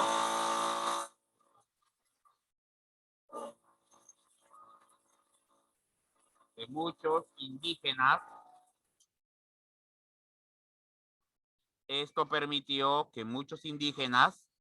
puedan votar. Ya. A ver, el voto censitario, joven, va a permitir que muchos miembros de la población indígena pudiesen votar. ¿Ya? O sea, se aleja a la población humilde, pero el hecho que votasen los que pagan impuestos incluye a la población indígena. Algo que no había ocurrido o que habían tratado de evitar al inicio. Esa es la característica, pero ojo, hoy en día esto estaría prohibido y sería considerado como hasta elitista hacer eso. ¿Ya? Para que, si me han entendido, van a votar solo los que pagan impuestos. Imagínate que hoy en día hicieran eso. Ya, se va a librar la Primera Guerra Civil. El general Pedro Bermúdez, unido a Gamarra, se rebela contra Orbegoso. Pero finalmente el coronel Rufino Echenique lo arresta y lo entrega a Orbegoso. Este hecho es recordado como el abrazo de Maquinguayo. ¿Ya, chicos? En el gobierno de Orbegoso se libra la Primera Guerra Civil. ¿Ya? Ya. Ahora, esto me lleva a un detalle más, chicos. Los constantes motines e intentos de golpe de Estado harían de que el ministro y consejero, don José Villa, dijera cuando se le preguntaba cómo andaba el gobierno: cada día que duramos es una victoria. Chicos, imagínate, todos los días había un intento de golpe de Estado, un pleito. Y, así que por eso el ministro José Villa decía, cada día es un triunfo, cada día ganamos. Era un gobierno, bueno, habían revueltas. Se instituyó la Sociedad de Beneficencia Pública de Lima. ¿Ya, chicos? Aparece la beneficencia. Muy bien. Vamos a ver. Hasta aquí vamos a ver, chicos.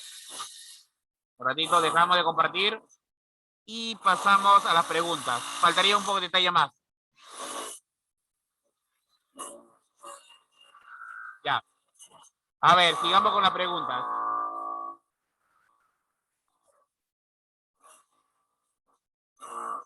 A ver, chicos, a ver, 7. Desde el Parlamento, Francisco Paula González Vigil, diputado liberal, expresó su discurso político hacia Agustín Gamarra. Por el contenido de lucha a la ocasión, podemos inferir que en la política peruana había... A ver, ¿cuál es?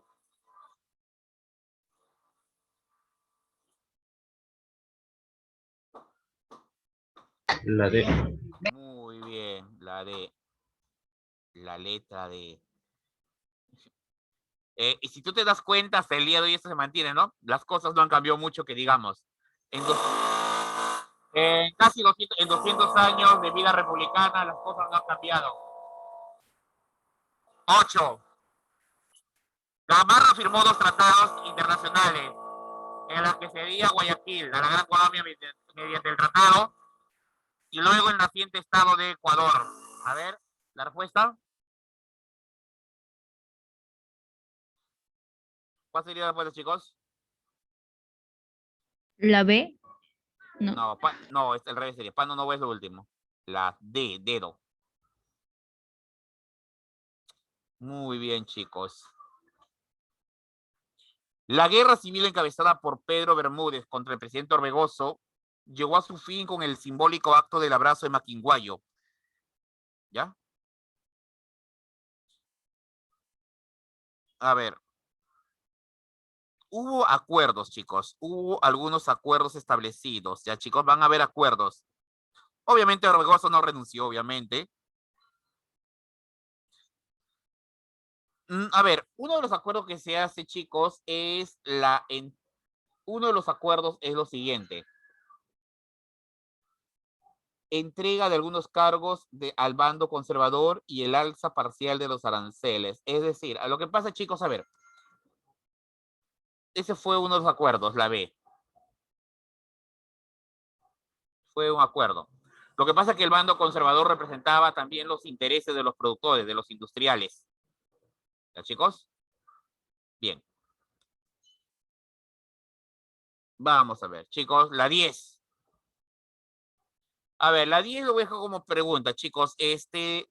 La 10 le voy a dejar como pregunta, ¿ya, chicos? A ver, una especie de tarea.